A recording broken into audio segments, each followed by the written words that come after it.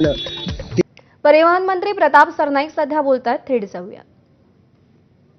रॅपिडो किंवा बाईक टॅक्सीला सुद्धा ॲग्रिगेटर पॉलिसीमध्ये घेत असताना आम्ही मराठी जुजबी मराठी जे आहे ते कंपल्सरी करायचं किंवा अनिवार्य करायचा निर्णय आम्ही ऑलरेडी घेतलेला आहे.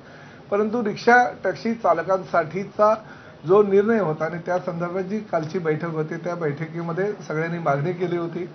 मी नेहमी असंच म्हणत आलो आहे की महाराष्ट्र हा रोजगार निर्मिती करणारा राज्य आहे आणि आम्ही देशामध्ये एक नंबर रोजगार निर्मिती करणारं राज्य कसं होईल यासाठी प्रयत्न करतोय आणि माननीय मुख्यमंत्री आणि दोन्ही उपमुख्यमंत्री त्यासाठी फारच आग्रही असतात आणि आजही आमची तीच भूमिका आहे. पण शेवटी मराठीचं काय, मराठी तर आली पाहिजे, मराठी बोलली गेले पाहिजे. रिक्षा संघटनांनी, टॅक्सी संघटनांनी किंवा इतर काही सामाजिक संघटनांनी मागणी केली आहे, ठीक आहे, त्यांच्याकडे तो पर्याय उपलब्ध होता म्हणून त्यांनी त्या ठिकाणी मागणी केलेली आहे, कारण त्या संघटनेचे ते प्रतिनिधी आहे. परंतु आमच्याकडे जी माहिती मिळाली त्या माहितीच्या अनुषंगानं 2019ला जे परिपत्रक आम्ही काढलं होतं आणि त्या अनुषंगानं 2020 साली मराठी भाषा शिकण्यासंदर्भात एक राज्य शासनाच्या माध्यमातून एक पुस्तिका पण काढली होती. म्हणजे ऑटो रिक्षा चालक जे आहेत, टॅक्सी चालकांसाठी मराठी याच्या संदर्भात 2020चं हे पुस्तक आहे. परंतु 2019ला नियमावली आली. त्यामध्ये फक्त एक टेक्निकल अशी गोष्ट होती की जे बॅच असतात ते बॅच त्रिकोणी असतात आणि त्रिकोणी असल्या कारणानं बोलताना, बसताना किंवा वागताना वगैरे ते टोक खाली लागायचं रिक्षा चालकांना, टॅक्सी चालकांना. म्हणून त्यांनी मागणी केली होती की शेवटी ते लागत असल्या कारणानं मग पॉलिसी मध्ये असा निर्णय करण्यात आला की बाबा टॅक्सी चालकांना आणि रिक्षा चालकांना मराठी भाषेच्या जी अनिवार्यता आहे त्यामध्ये घ्यावं का, आणि ते संभ्रम होता. तो संभ्रम दूर करण्यासाठी आम्ही परवा सुद्धा परिवहन खात्याच्या वतीनं एक आम्ही परिपत्रक प्रसिद्ध केलं आणि होम डिपार्टमेंटकडे पाठवलं. त्यामुळे लोकांचा संभ्रम दूर होईल की टॅक्सी चालक, रिक्षा चालक हे मराठी बोलण्याचा त्यांच्यावर बंधन आहे, कारण आपली ती राजभाषा आणि राजभाषेचा आदर करणं प्रत्येकाचं कर्तव्य आहे. आणि त्यानुसार आम्ही त्याच्यामध्ये बदल सुद्धा करतोय. त्या बदल करत असताना 1 ते 1.5 महिन्याचा त्याला कालावधी लागणार आहे. परंतु आज आम्ही बैठक घेतली, सगळे आमचे प्रमुख अधिकारी होते, राज्यातील सगळ्या 59 RTOंना आज मी निर्देश दिले की 1 मे पासून आमची जी मोहीम आहे ती आम्ही चालू ठेवणार आहोत आणि राज्यामध्ये ज्या ज्या ठिकाणी चुकीच्या पद्धतीनं काही रिक्षा चालत असतील, चुकीच्या पद्धतीनं टॅक्सी चालत असतील, तर बेकायदेशीररित्या जर काही ते प्रवाशांना त्रास देत असतील किंवा बेकायदेशीररित्या नियमाचं उल्लंघन करत असतील, कारण 20 नियमावली आहे की 20 साधारणतः आमच्या कायद्यामध्ये तरतुदी आहे की त्या 20 कायद्याचं त्यांनी उल्लंघन केलं तर आम्ही त्यांचं लायसन्स सुद्धा रद्द करू शकतो, बॅच सुद्धा रद्द करू शकतो किंवा परमिट सुद्धा रद्द करू शकतो. परंतु ह्या सगळ्या कायदेशीर जी प्रक्रिया आहे ती प्रक्रिया पूर्ण करत असताना कालच्या संघटनांनी जी मागणी केली आहे मराठी भाषेसाठी आम्ही कारवाई करणार नाही, परंतु आमची मोहीम जी आहे ती आम्ही चालू ठेवणार. 1 मे ते 15 ऑगस्ट पूर्णपणे राज्यातील सर्व RTO त्यांनी एक समिती निर्माण करायची आणि त्या समितीच्या माध्यमातून कुणाला कायद्याचं बंधन पाळत नाही आणि कोण मराठी भाषा बोलत नाही. म्हणजे उदाहरणार्थ द्यायचं झालं तर आमचं मीरा भाईंदर उपप्रादेशिक परिवहन कार्यालयानं आम्हाला एक अहवाल आज दिलेला आहे.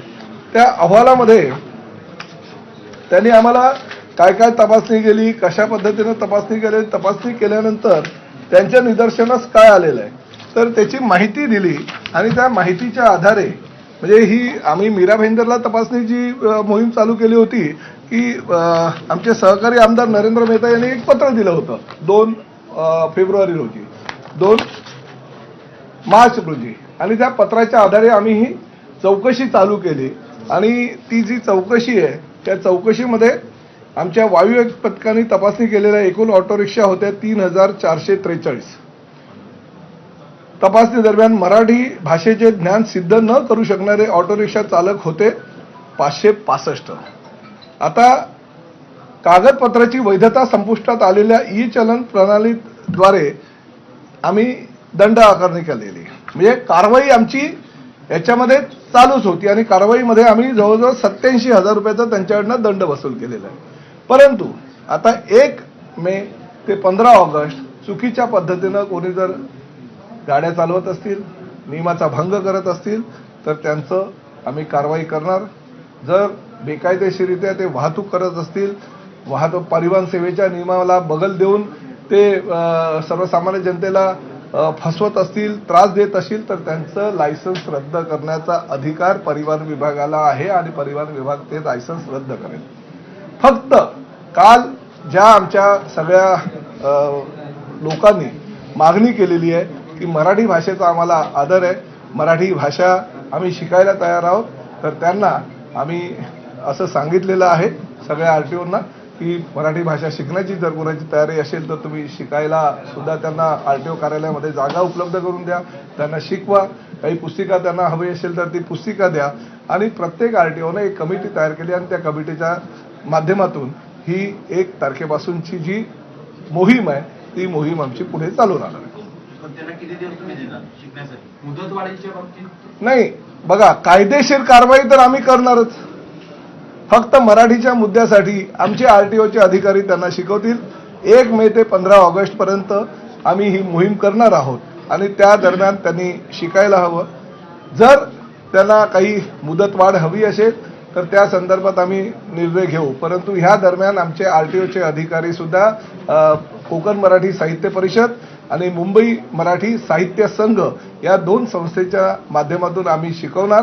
आणि त्या सगळ्या ड्रायव्हर आम्ही जेव्हा ड्राईव्ह घेतला आमच्या लोकांनी, ते नलावडे त्यांना बोलवा, ड्राईव्ह घेतला तर ड्राईव्ह घेतला असता जे 565 रिक्षा चालक होते त्यातील बहुतांश रिक्षा चालकांनी मराठी आम्ही शिकू आणि मराठी शिकायला आम्हाला जे जे काही करावं लागेल ते आम्ही करायची तयारी आहे असं त्यांनी सांगितलं.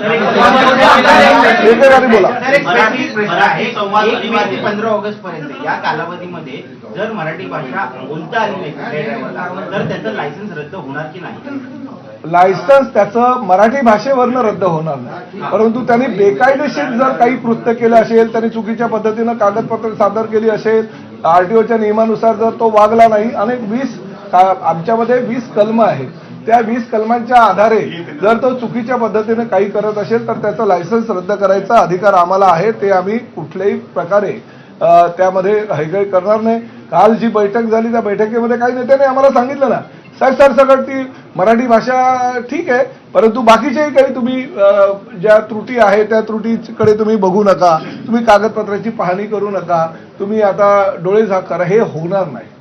मराठी संवाद निर्णयाला 15 ऑगस्ट हे होणार नाही, परंतु तुम्हाला कायद्यामध्येच राहावं लागेल. कायद्यापेक्षा कोणी मोठं नाही, त्यामुळे कायद्यानुसारच रिक्षा चालकांना ही आरटीओच्या माध्यमातून कारवाई करावी लागेल. आमचे नलावडे आहेत, त्यांनी हा अहवाल तयार केलेला आणि अहवाल केल्यानंतर त्यांना धमक्या पण आल्या.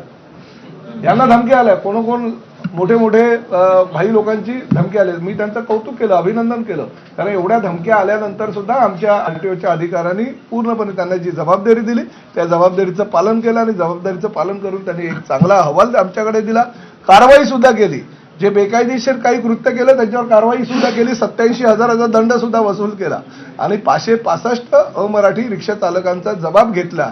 आज आम्ही असं ठरवलेलं आहे, आमचे गायकवाड साहेबांच्या अध्यक्षतेखाली एक समिती आमच्या नार्वेकर साहेबांनी बनवलेली आहे. ह्या पूर्ण जी आमची आता मोहीम आहे 1 मे ते 15 ऑगस्ट पर्यंत, त्या मोहिमेचं नेतृत्व पूर्ण आमचे गायकवाड साहेब करणार आहेत. त्यांच्या अंडर आम्ही 4 अधिकारी अजून दिलेले आहेत. दररोज दर आठवड्याला ज्या ज्या पद्धतीनं ही तपासणी मोहीम आमची चालू होईल त्या तपासणी मोहिमेचा अहवाल त्यांच्याकडे येईल. चुकीचे जे घडत असेल त्याच्यावर कारवाई करण्याचे निर्देश त्यांच्या माध्यमातून आमच्या आरटीओला दिले जातील आणि त्या माध्यमातून कारवाई आमची कुठल्याही प्रकारे थांबणार नाही. परंतु आम्हाला हे सुद्धा मान्य आहे, मराठी भाषा जर तुम्ही शिकायला तयार असाल तर आम्ही वेळ द्यायला तयार आहोत. तुम्हाला आमचे आरटीओचे लोक शिकवायलाही तयार आहेत, पण ह्या महाराष्ट्रामध्ये व्यवसाय करायचा असेल तर मराठी शिकावंच लागेल. 1 मे नंतर एखाद्या रिक्षा चालकाने म्हटलं की मराठी शिकणार नाही तर त्याच्यावरती कारवाई करणार का? ती कशा 15 ऑगस्ट 1 मिनिट थांबणार. आधी असं म्हणू तर द्या. याचं कारण असं आहे, तुम्हाला ह्या 565 पैकी किती जण म्हणाले आम्ही मराठी शिकणार नाही? एकही जण म्हणाले. त्यामुळे माझं असं म्हणणं आहे की जर त्यांची मानसिकता असेल शिकायची, शिकू द्या ना. म्हणजे आताच आम्ही हे ठरवलं की नाही ते बोलणारच नाही मराठी, तर हे पण योग्य नाही. शेवटी मी परिवहन खात्याचा मंत्री आहे. मंत्री म्हटल्यानंतर जर आमच्या अधिकारी ड्राईव्ह करत असतील आणि ड्राईव्ह केल्यानंतर जर त्यांना 565 लोकांनी सांगितलं असेल की नाही महाराष्ट्रात राहायचं असेल तर मराठी अनिवार्याची जी भूमिका, उलट आमच्या भूमिकेचं स्वागत केलं. किती लोकांनी स्वागत केलं? स्वागत केलंय. म्हणजे हे हिंदी भाषिक आहेत, त्यांनी स्वागत केलेलं आहे. जर त्यांनी स्वागत केलं असेल तर त्याला संधी देणं आमचं कर्तव्य आहे. तर आपण कारवाई करणार आहे का? 15 ऑगस्ट नंतर जर मराठी आली नाही तर ती शेवटची मुदत बघा, एक गोष्ट मी तुम्हाला सांगतो. मला असं वाटतं की जर तरला न जाता आमच्या आरटीओच्या अधिकाऱ्यांवर, मराठी साहित्यिकांवर आमचा विश्वास आहे की जेवढ्या लोकांना आम्ही लायसन्स दिलेलं आहे, जेवढ्या लोकांना बॅच दिलेलं आहे, ते सर्वच्या सर्व आम्ही जर ही एवढी मोहीम 100 दिवसाची मोहीम आहे, 100 दिवसाच्या मोहिमेमध्ये आमची सगळी लोक इन्व्हॉल्व होत असेल, आम्ही एका सिनियर अधिकाऱ्याला जर त्या ठिकाणी नियुक्त केले असेल तर 100% आम्हाला असं वाटतं ते मराठी बोलतील. जर नाही बोललं तर मग ठरवू ना, तुम्ही आहातच शेवटी. हा 20 पॉईंट काय काय असणार तुम्ही सांगितलं तर